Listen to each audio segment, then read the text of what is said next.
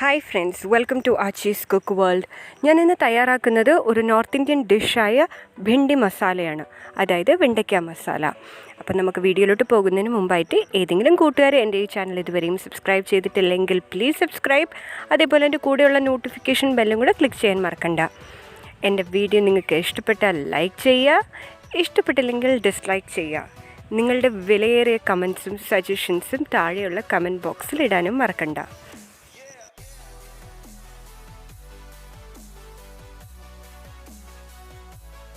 ഞാനിവിടെ 10 വെണ്ടയ്ക്ക എടുത്തിട്ടുണ്ട്.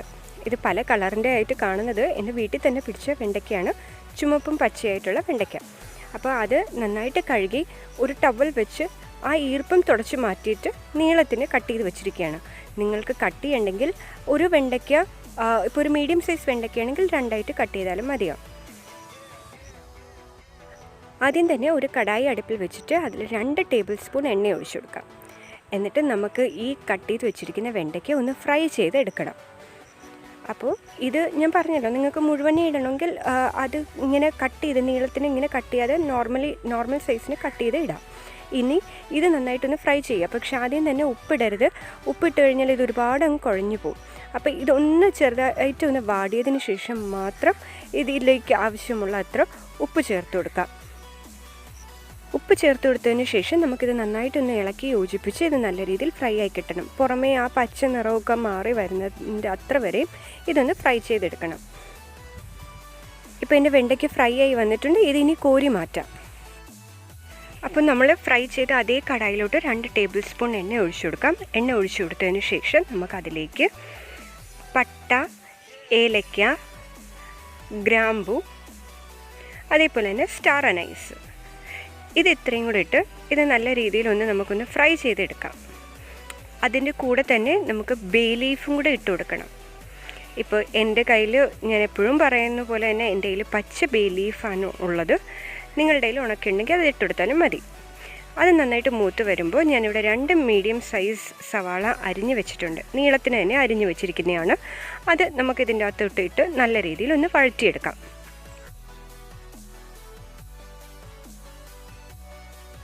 ഇനി ഇതിലോട്ട് നമുക്ക് 1 ടേബിൾ സ്പൂൺ ഇഞ്ചി വെളുത്തുള്ളി പേസ്റ്റും അതേപോലെ തന്നെ 1 പച്ചമുളക് ചെറുതായി അരിഞ്ഞത്. എനിക്ക് ഉള്ള പച്ചമുളക് നല്ല എരിവുള്ളതുകൊണ്ടാണ് ഞാൻ 1 പച്ചമുളക് എടുത്തത്. അപ്പോൾ അതിനെല്ലാം കൂടെ നല്ല രീതിയിൽ നമുക്കൊന്ന് വഴറ്റിയെടുക്കാം. ആ ടൈമിനുള്ളിൽ ഞാനിവിടെ 2 മീഡിയം സൈസ് തക്കാളി എടുത്തിട്ടുണ്ട്. അത് മിക്സിയിലിട്ട് നല്ല രീതിയിലൊന്ന്, വെള്ളമൊന്നും ഒഴിക്കണ്ടല്ലോ, തക്കാളി പേസ്റ്റാക്കി എടുക്കാം. ഇതേപോലെ തന്നെ വെള്ളം ചേർക്കാതെ തന്നെ പ്യൂരിയാക്കി എടുക്കാം.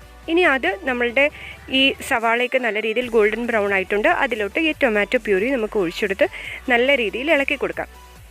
ഇളക്കി കൊടുത്ത് നല്ല രീതിയിൽ ആ ടൊമാറ്റോ ഒന്ന് വേകണം. ഒരു 2 മിനിറ്റ് അതൊന്ന് വേകാനായിട്ട് വെക്കുക. അപ്പോൾ ആ വെള്ളമൊക്കെ ഒന്ന് വറ്റി ഒന്ന് ചെറിയ രീതിയിലൊന്ന് ഡ്രൈ ആയി വരണം.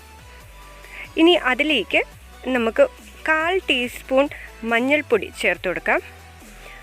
അതേപോലെ തന്നെ 1 table spoon Kashmiri chilli powder, പിന്നെ 1 ടേബിൾ സ്പൂൺ മല്ലിപ്പൊടി, 1/2 ടീസ്പൂൺ ജീരകപ്പൊടി ചേർക്കുന്നുണ്ട്.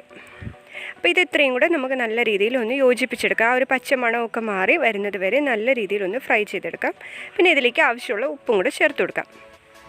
ചേർത്ത് കൊടുത്ത് ഇത് നന്നായിട്ട് ഇളക്കി യോജിപ്പിച്ചെടുക്കാം. ഇനി ഇതിൽ ഞാനൊരു 1/4 കപ്പ് തൈര് ചേർത്ത് കൊടുക്കുന്നുണ്ട്. നമ്മൾ തക്കാളിയുടെ പുളി ഉണ്ടെങ്കിലും കുറച്ചും കൂടെ ഒന്ന് ടേസ്റ്റ് കിട്ടാൻ വേണ്ടിയിട്ടാണ് തൈര് ചേർത്ത് കൊടുക്കുന്നത്. അപ്പോൾ അതിനി ചേർത്ത് കൊടുത്തതിന് ശേഷം നല്ല രീതിയിൽ മിക്സ് ചെയ്ത് നമുക്ക് ഒന്നും കൂടെ ഒന്ന് ഫ്രൈ ചെയ്യാം.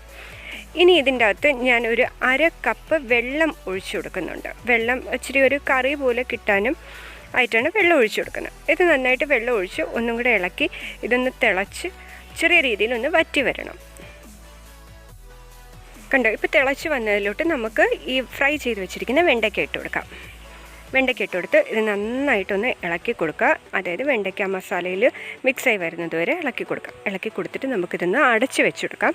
അടച്ച് വെച്ചിട്ട് ഒരു 5 മിനിറ്റ്, കാര്യം ഇതിലിപ്പോൾ എല്ലാം വെന്തതാണല്ലോ, അപ്പോൾ ഒരു 5 മിനിറ്റ് ലോ ഫ്ലെയിമിൽ നമുക്കൊന്ന് വേവിക്കാം. ഇപ്പോൾ 5 മിനിറ്റ് കഴിഞ്ഞു. കണ്ടോ, നമ്മളുടെ കറി റെഡി ആയിട്ടുണ്ട്, മസാല റെഡി ആയിട്ടുണ്ട്. പക്ഷേ ഇതിലേക്ക് ഒരു 1/2 ടീസ്പൂൺ ഗരം മസാലയും കൂടെ ചേർത്ത് കൊടുക്കാം. പിന്നെ ലാസ്റ്റായിട്ട് ടേസ്റ്റ് കൂട്ടാൻ വേണ്ടി ഞാൻ മല്ലിയില ചേർത്ത് കൊടുക്കുന്നുണ്ട്. ഇതും കൂടെ ആയപ്പോഴത്തേക്കും നമ്മളുടെ ഭിണ്ടി മസാല റെഡി ആയിട്ടുണ്ട്. ഇതിനി ഒരു സെർവിങ് ബോളിലോട്ട് മാറ്റാം. സ്വാദിഷ്ടമായ ഭിണ്ടി മസാല റെഡി ആയിട്ടുണ്ട്. ഇത് ചോറിൻ്റെ കൂടെയും ചപ്പാത്തിയുടെ കൂടെയൊക്കെ കഴിക്കാൻ പറ്റും. ഈ ഒരു കറി മാത്രം മതി നമുക്ക് ചോറ് കഴിക്കാനായിട്ട്. അപ്പോൾ ഇത് നിങ്ങളെല്ലാവരും ട്രൈ ചെയ്ത് നോക്കണം. ഇതിൻ്റെ ഇൻഗ്രീഡിയൻസും ചെയ്യേണ്ട വിധം എല്ലാം ഡിസ്ക്രിപ്ഷൻ ബോക്സിലുണ്ട്. എൻ്റെ ഫേസ്ബുക്ക് പേജും ഇൻസ്റ്റാഗ്രാം പേജും കൂടെ തീർച്ചയായിട്ടും നിങ്ങളെല്ലാവരും ഫോളോ ചെയ്യുക. അതേപോലെ ഞാൻ പറഞ്ഞതുപോലെ തന്നെ എൻ്റെ ഈ വീഡിയോ ഇഷ്ടപ്പെട്ടാൽ ലൈക്ക് ചെയ്യുക. നിങ്ങളുടെ കമൻസും കമൻറ്റ് ബോക്സിൽ ഇടാൻ മറക്കണ്ട. അപ്പോൾ ഇനി അടുത്ത വീഡിയോയിൽ കാണുന്നത് വരെയും ബൈ ബൈ.